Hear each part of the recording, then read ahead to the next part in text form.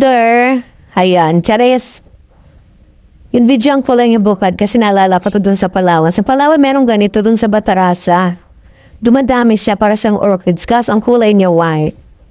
Ganito yan siya mamulaklak. Vine siya.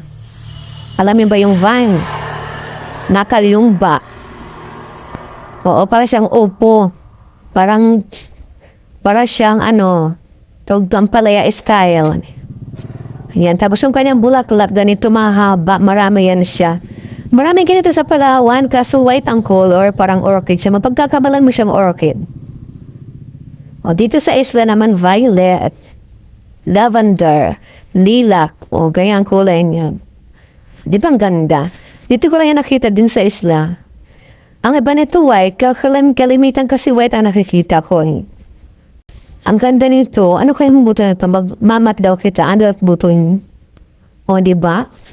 Ang ganda nito kasi marami ito pag namumulaklak ito, marami. Ang ganda niya, di ba? Ano kung tinatanim ito kung may buto ba siya? Ang ganda niya in fairness.